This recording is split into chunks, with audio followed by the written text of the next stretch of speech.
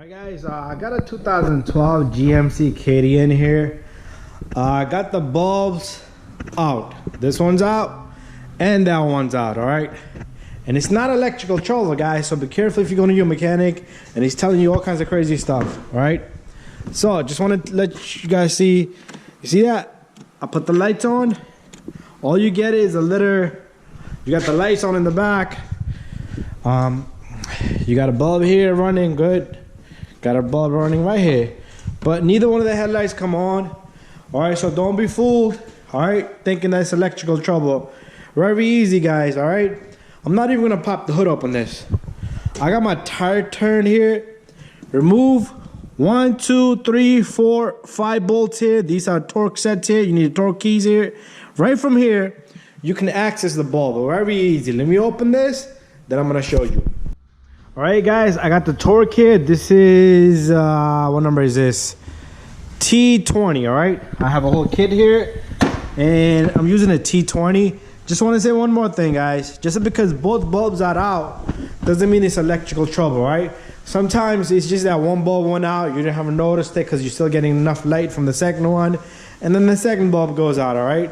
And now you see, oh, it's dark, both bulbs are not working, electrical trouble. Bad switch, bad this. It could be a lot of things. It could be a bad switch, alright? But don't be fooled till you change that bulb, alright? I got 2 bulbs here. This is an H11 size bulb here on this car. As I was saying, and got my tool ready here. 1, 2, 3, 4. They're all the same thing, don't worry. 5. Alright. After that, just yank this open and voila. Your bulb is inside that little cover right there, which you're not gonna see me do, but it's very simple.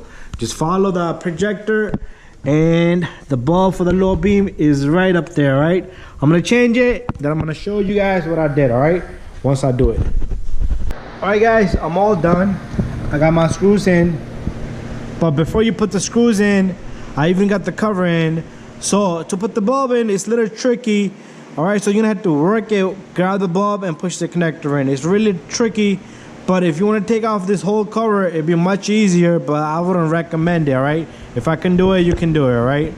But before you put the cover back on, just test it, alright? So there's our light. Alright guys, we got a working light, guys. Alright, I still gotta do the opposite side. It's pretty much a bad bulb. Take that chance, even if somebody tells you, oh, you got electrical trouble. Put in the bulb, alright? And go to a trusted mechanic, alright?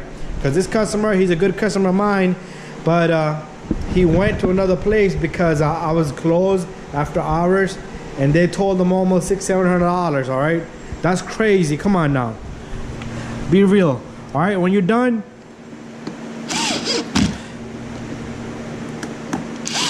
make sure you lock up all the bolts.